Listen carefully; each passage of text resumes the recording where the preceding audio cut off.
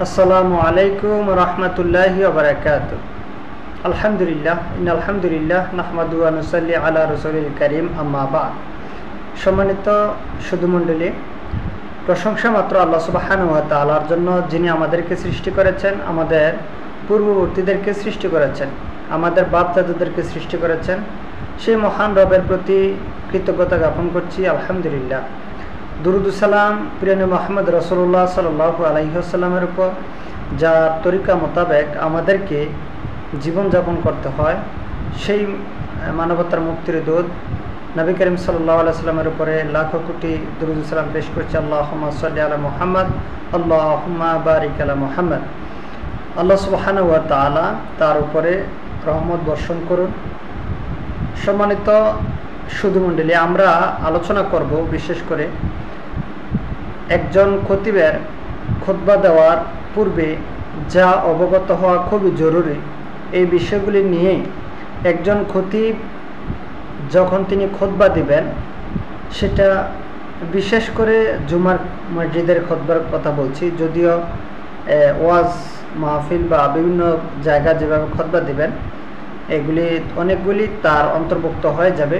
তবে খাস করে যারা জুমার খুতবা দিচ্ছেন তাদের ব্যাপারে কিছু দিক নির্দেশনা আমরা তুলে ধরব। আল্লাহ সুবহানাহু ওয়া তাআলা আমাদেরকে বুঝার তৌফিক দান করুন, আমিন।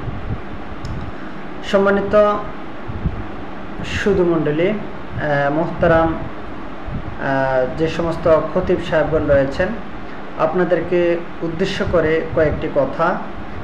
আল্লাহ সুবহানাহু ওয়া তাআলা কোরআনুল কারীমে বলছেন, সূরা ইব্রাহিমের 14 নম্বর সূরার 4 নম্বর আয়াতে বলছেন, ওয়ামা আরসালনা মির রাসূলিন ইল্লা বিলিসানি কওমিহি লিয়ুবাইয়িনা লাহুম। আল্লাহ তাআলা বলছেন, আর আমি সকল নবী রাসূলদেরকে তাদের জাতীয় ভাষায় নবী এবং রসুল করে পাঠিয়েছি, যেন তাদের নিকট আল্লাহর বিধানসমূহ সুস্পষ্টভাবে বর্ণনা করতে পারে। অতএব আমরা বলতে পারি যে পৃথিবীতে যত নবী রাসূল আগমন করেছেন, তারা প্রত্যেকেই তাদের উপরে যেই কিতাব অথবা যেই ওহী অবতীর্ণ করা হয়েছে, তারা সেই ওহীটা বা সেই কিতাবের ভাষাগুলি মূলত ছিল তাদের মাতৃভাষা। অর্থাৎ যেই প্রান্তে এসেছেন সেই প্রান্তে যেই ভাষা ছিল, সেই ভাষার উপরেই আল্লাহ সুবহানাহু ওয়া তাআলা তাদের উপরে ওহী অবতীর্ণ করেছেন। সেই দিক থেকেই বলতে পারি যে আমাদের নবী মুহাম্মদ রাসূলুল্লাহ সাল্লাল্লাহু আলাইহি ওয়াসাল্লামের উপরেও ঠিক একইভাবে তার যে মাতৃভাষা ছিল আরবি, সেই আরবি ভাষায় তাকে ওহী করা হয়েছে এবং সেই ভাষায় তিনি জনগণকে, মানুষকে, পৃথিবীবাসীকে সতর্ক করেছেন মর্মে আমরা এটা সুস্পষ্টভাবে বুঝতে পারি। আল্লাহ সুবহানাহু ওয়া তাআলা এভাবেই বলেছেন যে আমি প্রত্যেক জাতিতে যে নবী রাসূল প্রেরণ করেছি, সেটা তাদের উপরে যে ওহী অবতীর্ণ করেছিলাম সেটা ছিল তাদের মাতৃভাষা। সহিহ মুসলিমে একটি হাদিস রয়েছে যে কানা ইয়াকরাউল কুরআন ওয়া ইয়াযকুরুন নাস। রাসূল সাল্লাল্লাহু আলাইহি ওয়াসাল্লাম যখন খুতবা দিতেন, খুতবার মধ্যে তিনি কোরআন তেলাওয়াত করতেন এবং মানুষকে উপদেশ প্রদান করতেন। অর্থাৎ রাসূল সাল্লাল্লাহু খুতবা দিতেন এবং খুতবার মধ্যে মানুষকে উপদেশ দিতেন, ইসলামের যে বিধিবিধানগুলো রয়েছে সেগুলি বর্ণনা করতেন। আমাদের সমাজে একটা কথা প্রচলিত রয়েছে যে খুতবা হবে আরবি ভাষায়, শুধুমাত্র খুতবা আরবিতে দিতে হয় আর বাংলাতে দিতে হয় উপদেশ বা বক্তব্য। যারা এই সমস্ত কথা বলেন তারা মূলত এখানে হয় বুঝের স্বল্পতার কারণে, না হয় অপব্যাখ্যা করে, অথবা তারা বুঝেও না বোঝার ভান করতেছে। সেটা হতে পারে মুনাফিকি, হতে পারে অন্য কোনো কারণে। আল্লাহ সুবহানাহু ওয়া তাআলা আমাদেরকে বুঝার তৌফিক দান করুন, আমিন। সম্মানিত দিনী ভাইরা, আমরা সহজে জিনিসটা উপলব্ধি করতে পারি যে রাসূল সাল্লাল্লাহু আলাইহি ওয়াসাল্লাম যদি আমরা বলি কোরআন দিয়ে শুধুমাত্র মানুষকে উপদেশ দিতেন, তাহলেও ভুল হবে। যদি বলি যে কোরআন নয়, শুধুমাত্র তিনি তার হাদিস দিয়েই মানুষকে উপদেশ দিতেন বা শুধুমাত্র মাতৃভাষা উপদেশ দিতেন, তাও ভুল হবে।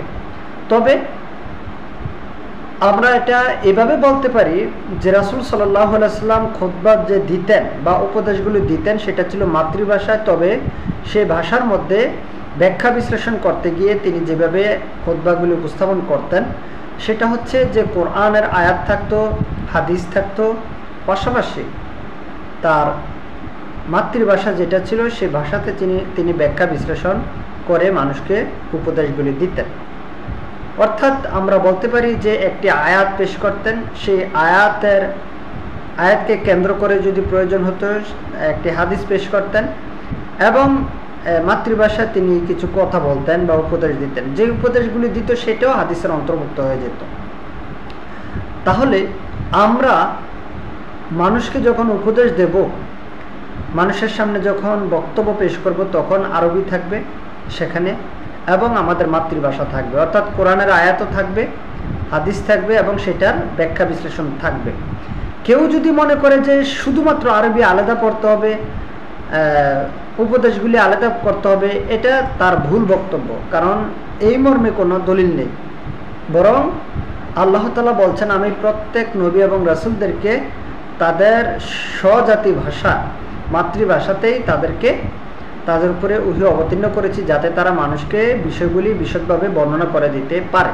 অর্থাৎ আপনার সামনে যদি কোরআনের একটি আয়াত পড়ি আর সেটার বর্ণনা বা সেটার ব্যাখ্যা বিশ্লেষণ যদি আমি করে না দিই, তাহলে আপনার সামনে যে আমি কোরআন পড়লাম, আপনি এই কোরআনের অর্থ কি বুঝলেন? যদি আপনি না শিক্ষিত হন, যদি আপনি না এই কোরআনের এই আয়াতের অর্থ না বুঝেন, তাহলে আপনার কাছে কোরআন তেলাওয়াত করা, কোরআন পাঠ করা আর একটা বোবা একটা প্রাণীর নিকটে কোরআন তেলাওয়াত করা বা পাঠ করা, এর মধ্যে এই দিক থেকে কোনো তফাৎ নেই। কারণ সেও বুঝতে পারতেছে না, আপনিও বুঝতে পারতেছেন না যে কি বলা হচ্ছে, শুধুমাত্র এতটুকুই জানতে পারতেছেন যে কোরআন তেলাওয়াত করা হচ্ছে। তো যাই হোক, আমাদের উচিত যে এই বিষয়গুলি নিয়ে আরেকটু গভীরভাবে চিন্তা চেতনা করা। আল্লাহ সুবহানাহু ওয়া তাআলা আমাদেরকে বুঝার তৌফিক দান করুন, আমিন।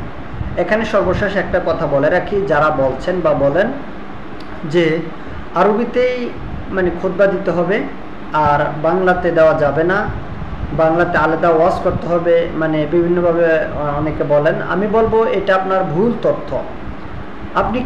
আপনি বলছেন যে এটার পক্ষে দলিল নাই যে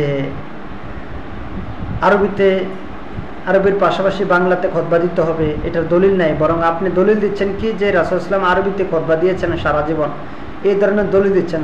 ভাই শুনুন, রাসূল সাল্লাল্লাহু আলাইহি ওয়াসাল্লাম যখন আলাদা ওয়াজ করতেন, আপনি যে বক্তব্যের মাঠে গিয়ে বক্তব্য রাখতেছেন, আপনি যে ওয়াজের মাঠে গিয়ে ওয়াজ করতেছেন, আমি তো বলবো সেই ওয়াজটাও আরবিতে দিতে হবে। কারণ রাসূল সাল্লাল্লাহু আলাইহি ওয়াসাল্লাম যখন ওয়াজ করতেন, সেই ওয়াজটা কোন ভাষায় ছিল? আরবি ভাষায় ছিল, সেটা অবশ্যই বাংলা ভাষাতে ছিল না। তো রাসূল সাল্লাল্লাহু আলাইহি ওয়াসাল্লাম যেহেতু বক্তব্যের মাঠে গিয়ে ওয়াজ করতেন, সেটা আরবি ভাষা ছিল, সেখানে তিনি বাংলা ভাষা প্রয়োগ করেননি, ফার্সি ভাষা প্রয়োগ করেননি, অথবা হিন্দি ভাষা প্রয়োগ করেননি। সেখানেও তো তিনি ঠিক একইভাবে আরবি ভাষায় প্রয়োগ করেছেন। তাহলে বোঝা যাচ্ছে যে যেই দলিল দিয়ে আপনি জুমার খুতবার জন্য কথা বলছেন, সেই একই দলিল দিয়ে কিন্তু আপনার ওয়াজের মাঠের যে ওয়াজ সেটাকেও বাতিল ঘোষণা করা যাবে। অতএব এই কথা আজও গ্রহণযোগ্য নয়, বরং আমাদেরকে বুঝতে হবে যে কোরআনুল কারীমে আল্লাহ তাআলা আমাদেরকে যেভাবে বলছেন যে ব্যাখ্যা বিশ্লেষণ করার জন্য, সেভাবে আমাদেরকে ব্যাখ্যা বিশ্লেষণ করতে হবে। আমরা জানি যে লোকমান হাকিম তিনি তার সন্তানকে যখন সুউপদেশ দিয়েছিলেন, আল্লাহ তাআলা বলছেন ইয়া ইজু, লোকমান হাকিম তার সন্তানকে ওয়াজ করলেন। কি ওয়াজ করলেন? ইয়া বুনাইয়া লা তুশরিক বিল্লাহ, হে কলিজার টুকরা সন্তান, তুমি আল্লাহর সাথে কাউকে শিরিক করো না। এই যে তিনি বললেন কথাটা যে কাউকে শিরিক করো না, এটাকে কিন্তু তিনি আরবিতেই উল্লেখ করেছেন। তো আপনি বাংলাতে ব্যাখ্যা বিশ্লেষণ করেন কেন? তার মানে হচ্ছে যে এটাও কিন্তু আল্লাহ তাআলা এখানে ওয়াজ শব্দটাই উল্লেখ করেছেন। অতএব আমি যেটা বুঝাতে চাচ্ছি যে আমাদের খুতবাগুলি মূলত মাতৃভাষায় হবে, এবং সেখানে আপনার কয়েকটা বিষয় থাকবে যে খুতবার শুরুতে, খুতবার মধ্যে যা থাকবে সেই বিষয়গুলি আমি সংক্ষিপ্ত আকারে এখন তুলে ধরার চেষ্টা করব।